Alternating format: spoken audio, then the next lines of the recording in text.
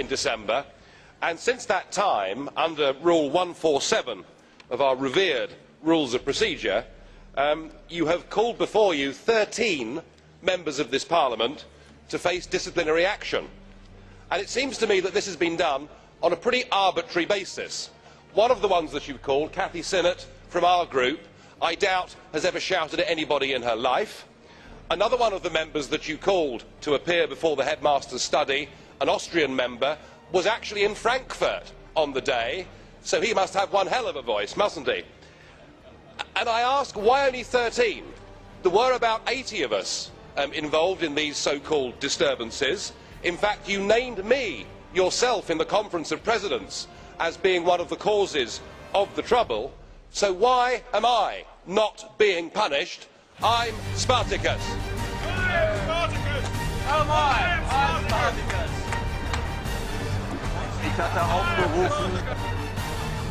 Tomorrow, 11:30, the Prime Ministers will sign a final treaty none of them have read.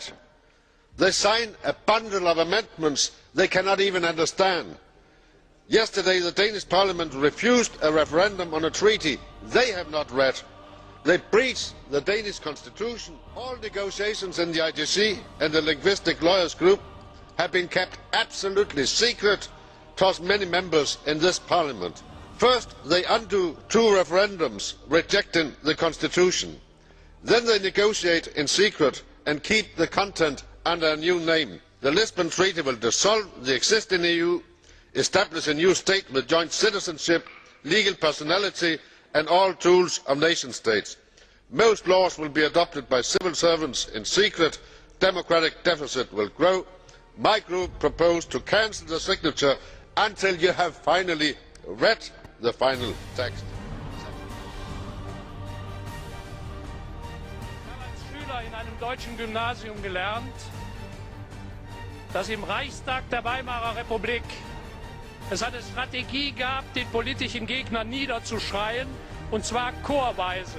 Die Fraktion, die das dort eingeführt hat, war die Fraktion von Adolf Hitler. Heute habe ich mich daran erinnert gefühlt. Vielen Dank. Shouting down representatives of Parliament, Commission and Council during the signing ceremony was intolerable and must not be tolerated.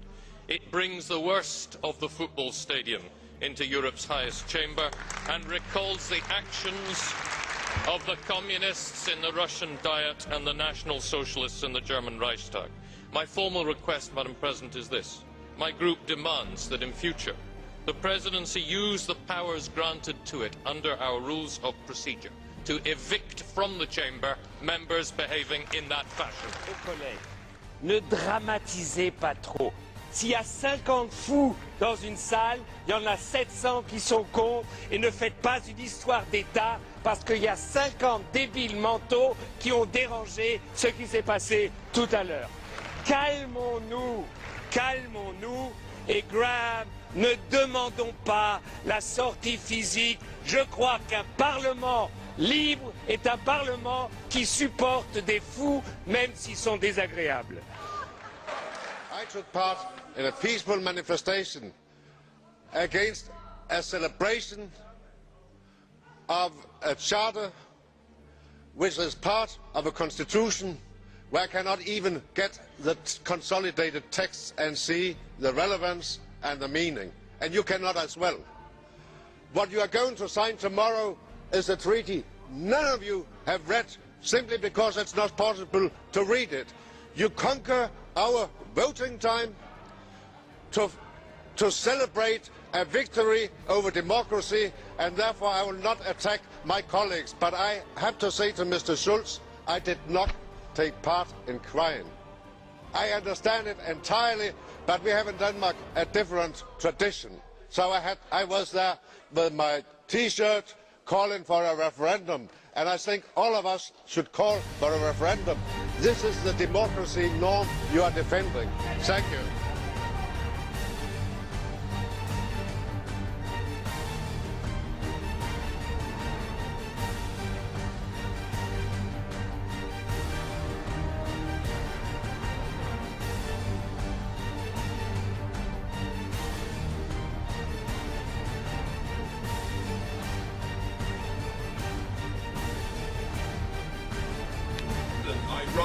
Article 170, paragraph 4, to make the point that this proposal that we're being asked to vote on gives the President of this Parliament such arbitrary and dictatorial powers that no one that believes in democracy would ever even consider it. But to be asked for us to vote on it when the political groups in this Parliament have not even had time to discuss it, surely cannot be right. And so I ask that this vote is adjourned to the next session in Strasbourg so that people actually get a chance to understand the huge implications of this vote if it's passed. Could it be that the reason you've acted in this arbitrary fashion, tearing up the rule of law, is because you are taking out on us the surrogate contempt you feel for the national electorates who keep voting no on the Lisbon Treaty whenever they're given the opportunity? If I'm wrong, prove me wrong by holding the referendums that you used to support when you thought you could win them. Put the Treaty of Lisbon to the people. Pactio or Mr. President, an absolute majority is not the same as the rule of law.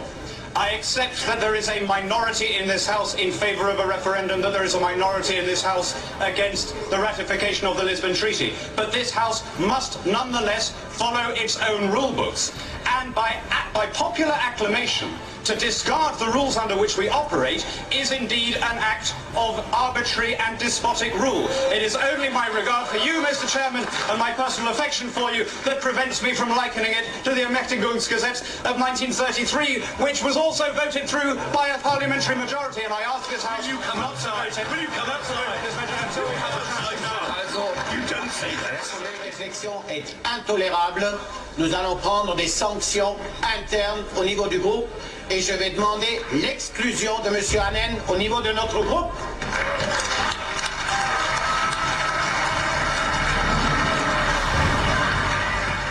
I'm surprised we have the front to call this a debate, because the Minister didn't tell us any of the substance of the negotiations.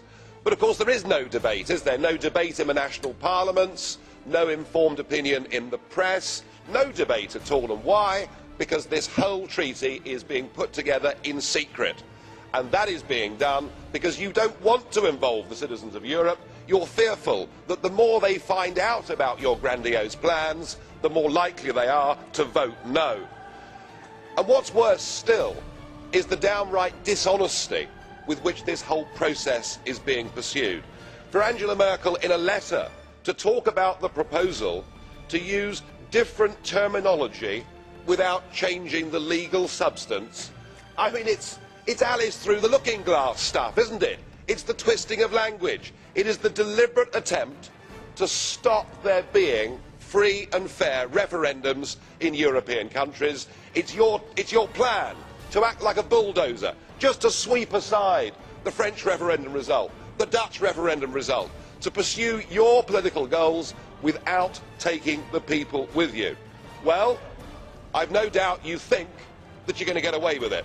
But if you're proud of your European project, if you're true Democrats, then you join me in the call for let the people decide their own future. Don't foist it upon them.